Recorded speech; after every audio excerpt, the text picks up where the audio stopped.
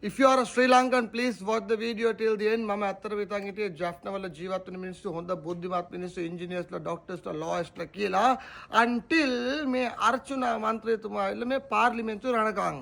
ඇත්තටම track dial එකක්. ඉස්සෙල්ලා මොකද්ද කරේ දැන් ඊයේ පෙරේද ගිහිල්ලා තිනවා ජෆ්නා එක එහෙම දෙන්න ඕනලු තමිල්නාඩුවට. උට මතක නැහැ උගේ සීට් එකත් කඩාගෙන තමයි යන්න වෙන්නේ කියලා මෝඩ මේ වගේ මෝඩ කතා කියනවාද. එක.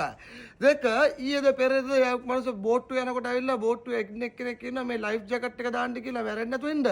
ඒ මොංගල් කියනවා මොකද්ද යාට පීනන්න දාන්නවලු. ඒකත් එක්කම තුන ළඟදී ඇවිල්ලා එක ගෑණියක්ගෙන් හොඳට බැනුම් ඇහුවා. ඊට පස්සේ බය කරනවා යාගේ නීති අනුකූල පිස්තෝලෙන් එඩි දිනවා කියලා. ඒක. හතර එයා වැඩ කරපු හොස්පිටල් එකේ ටීචින් හොස්පිටල් එකේම කෝට් ඕඩර් දීලා ඒව බෑන් කරන්න කියලා. දැන් නම් හැබැයි මේ ඔක්කොම බලද්දී මේ මිනිස්සු ඇවිල්ලා ජෆ්ටල් යන කන්ට්ටිය ඡන්ද දීලා කොහොමද පාර්ලිමේන්තුවේ ආවේ කියලා හිතනවා. නමුත් ඇවිල්ලා ડોක්ටර් කෙනෙක් වෙන්න බුද්ධිමත් වෙන්න ඕනද නැත්නම් කටපාඩම් කරන්න ඕනද කියලා ලොකු ප්‍රශ්නයකුත් එනවා. මේක කොහොමද ડોක්ටර් උනේත් කියලා මේ වගේ මොංගල් ඩල්ලයක්.